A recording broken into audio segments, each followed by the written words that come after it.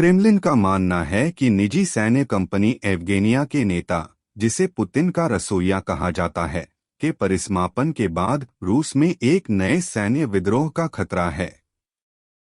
कानून प्रवर्तन और सरकारी संरचनाओं के सूत्रों के अनुसार विशेष सेवाएं पहले से ही जून के अंत में आयोजित किए गए प्रदर्शनों को नियंत्रित करने और रोकने के लिए काम कर रही हैं।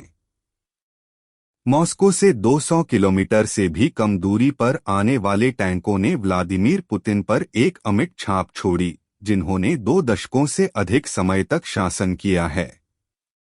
प्रिगोजिन ने न केवल सेना की कमान की अवहेलना की, बल्कि राष्ट्रपति के व्यक्तिगत आदेश की भी अवहेलना की, इसलिए उन्हें इस रूप में मान्यता दी गई शासन के लिए खतरा है। सूत्रों ने कहा।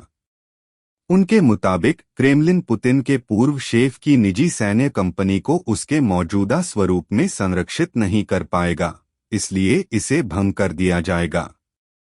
International crisis group Oleg Ignatov ने कहा, पेवेक के कई सदस्यों का मानना है कि येवगेनी की मौत के पीछे अधिकारी हो सकते हैं और अधिकारी ऐसे जोखिमों को नजरअंदाज नहीं कर सकते। जैसा कि उल्लेख किया गया है, येवगेनी के परिसमापन के 2 दिन बाद रूसी संघ के राष्ट्रपति व्लादिमीर पुतिन ने एक डिक्री पर हस्ताक्षर किए, जिसमें निजी सैन्य कंपनियों के सदस्यों को निष्ठा की शपथ लेने की आवश्यकता थी। स्वयंसेवी बटालियनों और क्षेत्रीय रक्षा सहित गैरसेना अर्धसैनिक संरचनाओं के सभी सदस्यों को राष्ट्रीय ध्वज के सामने शपथ लेना और संवैधानिक व्यवस्था की रक्षा करने की शपथ लेना आवश्यक है। लंदन के रॉयल यूनाइटेड इंस्टीट्यूट के रिसर्च फेलो ने कहा, पुतिन निजी सैन्य कंपनियों पर सख्त नियंत्रण रखना चाहते हैं ताकि यह सुनिश्चित किया जा सके कि उन्हें भविष्य में संकट की पुनरावृत्ति का सामना न करना पड़े। शेफ पुतिन का विद्रोह। यह याद किया जाएगा कि 24 जून को एक निजी सैन्य कंपनी के आतंकवादियों ने तुरंत रोस्तोव-ऑन-डॉन पर नियंत्रण कर लिया और मॉस्को की ओर मार्च किया। लोगों ने रोस्तोव में येवगेनी प्रिगोजिन के भाड़े के सैनिकों का स्वागत किया।